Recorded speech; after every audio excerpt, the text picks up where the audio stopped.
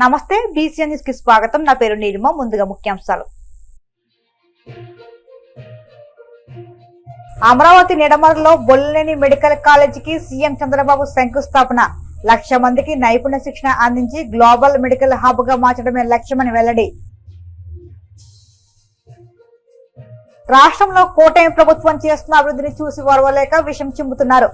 Jagan and కోపై మంత్రి Kollu Ravindra fire. పాలకొల్లులో 1.93 కోట్లతో ముస్లిం షాదీఖానా భవన నిర్మాణ పనులకు శంకుస్థాపన చేసిన మంత్రులు ఫరూక్, నిమ్మల. మైనార్టీల సంక్షేమం అభివృద్ధి కూటమి ప్రభుత్వ లక్ష్యమని వెల్లడి. తిరుమల శ్రీవారిని దర్శించుకున్న పౌరు సినీ ప్రముఖులు, ఆలయ మర్యాదలతో స్వాగతం పలికిన అధికారులు. రాజధాని అమరావతిని ప్రపంచ స్థాయి వైద్య నైపుణ్యాభివృద్ధి కేంద్రంగా తీర్చిదిద్దే బృహత్ ప్రణాళికకు ప్రభుత్వం శ్రీకారం చుట్టింది. ఇందులో భాగంగా నిడమరలో బొల్లెన్ institute of skill education and research నిర్మాణానికి ముఖ్యమంత్రి చంద్రబాబు శంకుస్థాపన చేశారు. ఈ సందర్భంగా ఏర్పాటు చేసిన సభలో సీఎం మాట్లాడుతూ రాష్ట్ర సమగ్ర అభివృద్ధిపై తన దార్శనికతను, ప్రభుత్వ ప్రణాళికలను ఆవిష్కరించారు. చిన్న స్థాయిలో ప్రారంభమైన కిమ్స్ ఆసుపత్రి ఇప్పుడు 30,000 కోట్ల సంస్థగా ఎదిగిన విషయాన్ని గుర్తు చేస్తూ పారిశ్రామికవేత్తలు ముందుకు వస్తేనే రాష్ట్రానికి, దేశానికి సంపద సృష్టి సాధ్యమవుతుందని స్పష్టం చేశారు. హాస్పిటల్స్ తక్కువ ఉండేటివి, 2, 3 హాస్పిటల్స్ ఉండేటివి, హోటల్స్ కూడా లేవు, ఒక కన్వెన్షన్ సెంటర్ కూడా లేదు. అక్కడి నుంచి నేను టెంట్లు వేసి సిఐ కాన్ఫరెన్స్లు పెట్టేవాడిని. అదే సమయంలో నేను హైదరాబాద్ని ఒక హెల్త్ హబ్గా తయారు చేయడానికి ఆ రోజు కోడెళ్ల శివప్రసాదరావు గారు హెల్త్ మినిస్టర్గా ఉంటే గల్ఫ్ పంపించేవాడిని. అక్కడి నుంచి వస్తే టూరిజం అభివృద్ధి అవుతుంది, ఆరోగ్యానికి కూడా హైదరాబాద్ కేంద్రంగా అవుతుందని చెప్పి ఆ రోజు ఆలోచించాం. అక్కడి నుంచి మీరు చూస్తే ఈరోజు నేను గర్వంగా చెప్పగలుగుతున్నా, దేశానికి మెడికల్ హబ్గా హైదరాబాద్ తయారైందంటే ఆ రోజు వేసిన ఫౌండేషను, దానికి సహకరించినటువంటి కిమ్స్ లాంటి మేనేజ్మెంట్లు అని చెప్పి కూడా నేను మీకు తెలియజేస్తున్నా. ఈరోజు మనందరం కూడా బైజర్ అమరావతి గడ్డపై నుంచి ఇది ఒక వినూత్నమైన ప్రయోగం. విద్యా వైద్యంలో తిరుగులేని స్థానంలో ఉండాలి. ఎక్స్ప్లెయిన్ చేశారు. 25 ఎకరాల్లో చేపడుతున్నారు. ఇది 23 ఎకరాల్లో కాలేజీ ఏర్పాటు చేస్తారు. ఇందులోనే స్కిల్ కూడా సెంటర్ కూడా ఎస్టాబ్లిష్ చేస్తారు. నా దగ్గరికి ఫస్ట్ టైం భాస్కర్ రావు గారు వచ్చి మాట్లాడారు. నేను స్కిల్ డెవలప్మెంట్ పెడతాను, మెడికల్ కాలేజీ పెడతాను, నాకు మీరు ల్యాండ్ ఇస్తారంటే నేను ఆయన ఆహ్వానించి డిస్కస్ చేసినప్పుడు 1,00,000 మందికి నేను స్కిల్ డెవలప్మెంట్ చేసి, మనం ఏంటంటే అందరం కూడా ఆలోచించేది ఒక హాస్పిటల్ అంటే ఓన్లీ వైద్యుల్నే చూస్తాం, డాక్టర్లనే చూస్తాం. డాక్టర్ల కంటే ముఖ్యంగా కావాల్సింది నర్సెస్ కావాలి, పారామెడికల్ స్టాఫ్ కావాలి, టెక్నీషియన్స్ కావాలి. ఒకప్పుడు మనం అందరం కూడా ఎంబీబీఎస్ అంటే ఒక్క పేషెంట్ని ట్రీట్మెంట్ చేయడం వరకే చూసాం. ఇప్పుడు టెక్నాలజీ మారిపోయింది. ఈ టెక్నాలజీ ఎంతవరకు పోయిందంటే డాక్టర్ కూడా ఏఐ నేర్చుకుంటే తప్ప, ఐటీ నేర్చుకుంటే తప్ప ప్రగతి సాధించలేని పరిస్థితికి వస్తున్నారంటే అది టెక్నాలజీకి ఉండే మహత్యం అని చెప్పి కూడా నేను మీకు తెలియజేస్తున్నా. రెండో విషయం కూడా ఇక్కడ నేను చూశాను, పిల్లలందరినీ ఎంత ఉత్సాహంగా ఉన్నారంటే, మీ ఉత్సాహం చూస్తా ఉంటే నా విజన్ తప్పకుండా సాధిస్తానని నమ్మకం నాకు వస్తా ఉంది. 23 నెలల కంటే ముందు ఈ రాష్ట్రంలో ఒక అరాచకం, ఒక విధ్వంసం, నా జీవితంలో అలాంటి పాలన ఎప్పుడూ నేను చూడలేదు, చూస్తాను కూడా అనుకోను. 50 సంవత్సరాలు సుదీర్ఘ రాజకీయ చరిత్ర. అలాంటివి మీరు చూసినప్పుడు నేనే ఎప్పటికప్పుడు నేర్చుకుంటానే ఉంటాను. అనునిత్యం నేను నిత్య విద్యార్థిని. ఇప్పుడు భాస్కర్ రావు గారితో మాట్లాడినప్పుడు ఒక మాట అంటే, నా మైండ్లో నా కంప్యూటర్లో ఎక్కించుకున్నాను. 1,00,000 ఉద్యోగాలు మా పిల్లలకి ఇవ్వాలనేది నా ప్రగాఢమైన ఆలోచన. మా ఆఫీసర్లు చెప్తే ఒకటే మాట చెప్పాను. వైసీపీ అధినేత జగన్మోహన్ రెడ్డిపై మంత్రి కొల్లు రవీంద్ర తీవ్ర ఆగ్రహం వ్యక్తం చేశారు. తమ ప్రభుత్వం రాష్ట్రాన్ని అభివృద్ధి చేస్తుంటే చూసి ఓర్వలేక జగన్ విషయం చెబుతున్నారని ధ్వజమెత్తారు. మచిలీపట్నంలో మంత్రి పర్యటించి పలు కార్యక్రమాల్లో పాల్గొన్నారు. ఈ సందర్భంగా ఆయన మీడియాతో మాట్లాడుతూ జగన్ లాంటి దుర్మార్గుడి చూపు రాష్ట్రంపై పడకూడదని నాడు ఆయన తండ్రే తరిమేశారని ఆరోపించారు. ప్రజావేదిక కూల్చివేతతో జగన్ రాష్ట్రంపై తన దుర్మార్గాలకు శ్రీకారం చుట్టారని దుయ్యబట్టారు. మున్సిపల్ చైర్మన్ గా ఉన్నప్పుడు డిఎఫ్ఐడి నిధుల కింద మచిలీపట్నంలో ఉన్నటువంటి అన్ని స్లమ్స్ కూడా ఆ రోజు బ్రిటిష్ ఫండ్స్ దాదాపు 55 కోట్ల రూపాయలు తీసుకొచ్చి మొత్తం స్లమ్స్ అన్నింటిలో ఉన్నటువంటి రోడ్లు డ్రైన్లు కానీ ఆ రోజున ఏర్పాటు చేయడం జరిగింది. తర్వాత మరి తెలుగుదేశం పార్టీ అధికారంలో ఉన్నప్పుడు మాత్రమే స్లమ్స్ మీద మేము ప్రత్యేక దృష్టి పెట్టాం. గత 5 సంవత్సరాలు ఎస్సీ కార్పొరేషన్ నుంచి 1 పైసా కూడా ఇవ్వలే. కానీ ఈరోజు పిఎం అజయ్ కింద తిరిగి మళ్ళీ యోగిస్పేటలో ఇది ప్రారంభం మాత్రమే. మీరు 14-19లో కూడా పెద్ద ఎత్తున ఎస్సీ కార్పొరేషన్ నుంచి నిధులు తీసుకొచ్చి ఆ రోజున రోడ్లు కానీ డ్రైన్లు కానీ అటు గ్రామాల్లో కానీ టౌన్లో కానీ పెద్ద ఎత్తున ఏర్పాటు చేశాం.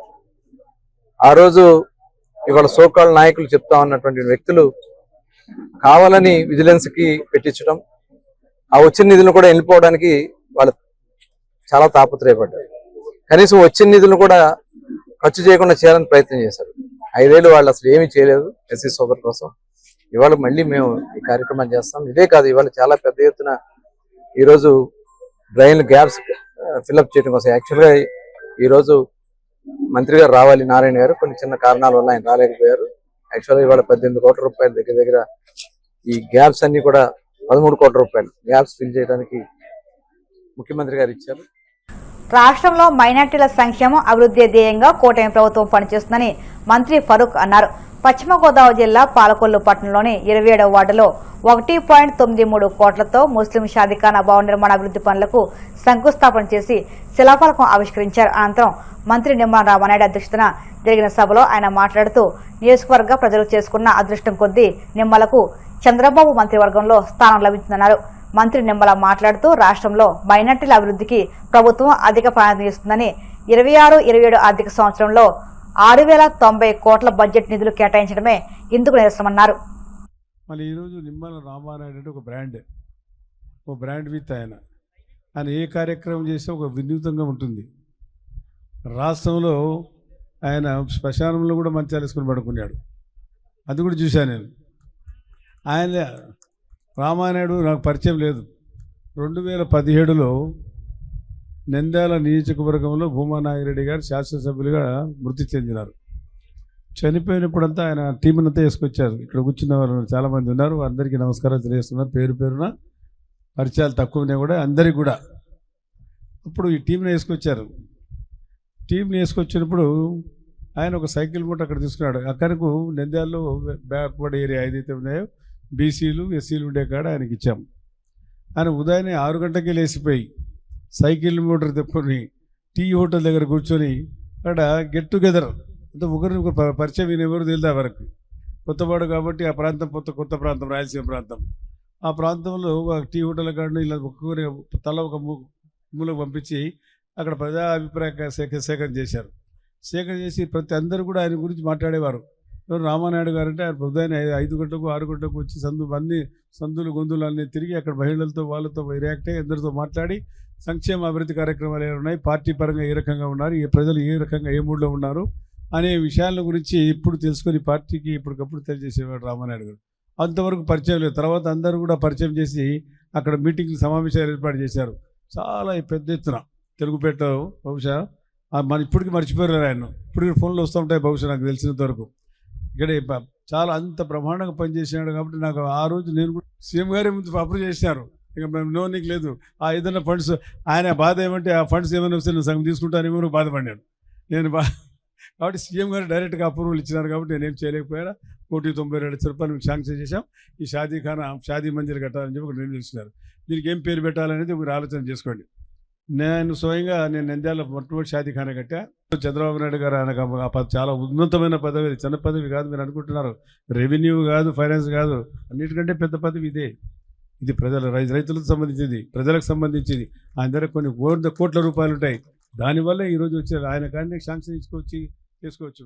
పాలకొల్లు నియోజకవర్గంలో దగ్గర 4,50,00,000 రూపాయలతో ఈరోజు ఈ శంకుస్థాపన కార్యక్రమం చేసుకుంటూ ఉన్నాం. ఈరోజు మరి ముస్లిం షాదీఖానా, మరి మనందరికీ తెలుసు ముస్లిం సోదరులు అంటే, మైనార్టీలు అంటే మనందరం కూడా ఒక ప్రత్యేకమైనటువంటి అభిమానం, ఒక ప్రత్యేకమైనటువంటి ప్రేమ, ఒక ప్రత్యేకమైనటువంటి గౌరవంతో వాళ్ళ పట్ల మనం మెలగవలసినటువంటి అవసరం ఉంది. అందులో భాగంగానే ఆ రోజు 2014లో నేను శాసనసభ్యుడిగా మొదటిసారి ఎన్నికైనప్పుడు మైనార్టీ కార్పొరేషన్ నుంచి ఆ రోజు 1,30,00,000 రూపాయలు షాదీఖానాకి నిధులు తెచ్చి అందులో ఒక 70 లక్షల రూపాయల వరకు ఖర్చు పెట్టి ఆ యొక్క గ్రౌండ్ ఫ్లోర్ని మనం సిద్ధం చేయడం జరిగింది. ఈరోజు ఆ సమయంలో ప్రభుత్వం మారిపోవడంతో మిగిలిన నిధులు కూడా ఖర్చు చేయలేనటువంటి పరిస్థితి. మళ్ళీ 5 సంవత్సరాల పాలనలో ఎక్కడ పనులు అక్కడ ఆగిపోయినటువంటి స్థితి మన కళ్ళకు కండినట్లు మనకు కనిపిస్తున్నటువంటి పరిస్థితి.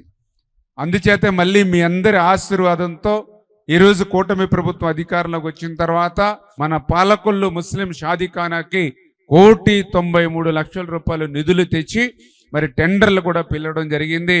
మరి ఈ యొక్క శంకుస్థాపన ఈరోజు మన ఎవరైతే మన ఫరూక్ గారు, అదేవిధంగా షరీఫ్ గారి యొక్క అమృత హస్తాలతోటి ఈరోజు శంకుస్థాపన చేసుకున్నాం. ఇక్కడి నుంచి త్వరితగతిన ఆ పనులన్నీ కూడా పూర్తి చేసి ఒక అత్యంత సుందరంగా ఆహ్లాదకరంగా ఈ యొక్క షాదీఖానాని ఇక్కడ తీర్చిదిద్దాలి. దీన్ని ఒక జిల్లాలోనో ఒక స్టేట్లోనో ఒక మోడల్గా ఉండేటువంటి విధంగా తీర్చిదిద్దాలి. నిత్యం ప్రజల కోసం పనిచేసేటువంటి విధానం. అందులో భాగంగానే ఈ యొక్క షాదీఖానాకు సంబంధించి మరి యొక్క శంకుస్థాపన కార్యక్రమం ఫరూక్ గారు, షరీఫ్ గారు, మేము 4-5 సార్లు అనుకున్నప్పటికీ కూడా ఒకళ్ళ టైమింగ్స్ ఒకరికి మ్యాచ్ అవ్వక అట్లా డిలే అయినప్పటికీ కూడా ఖచ్చితంగా వాళ్ళు రావాలి.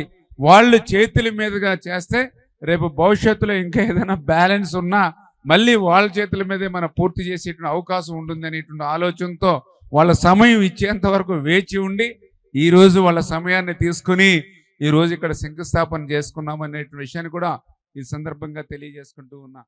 వైసీపీ ఎమ్మెల్సీ మధుసూదన్ కుమారుడు అనంతపురం ఏడీసీసీ బ్యాంక్ మాజీ చైర్మన్ వీరన్నేలు కుమార్తె వివాహ రిసెప్షన్ కార్యక్రమానికి మాజీ ముఖ్యమంత్రి వైసీపీ అధినేత జగన్మోహన్ రెడ్డి హాజరయ్యారు.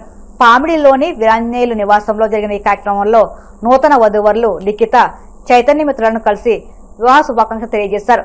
వారి దాంపత్య జీవితం ఆనందంగా ఆరోగ్యాలతో సుఖ సంతోషాలతో కొనసాగాలని ఆకాంక్షిస్తూ ఆశీర్వదించారు. ఇప్పుడు కాసేపు ప్రకటనలు.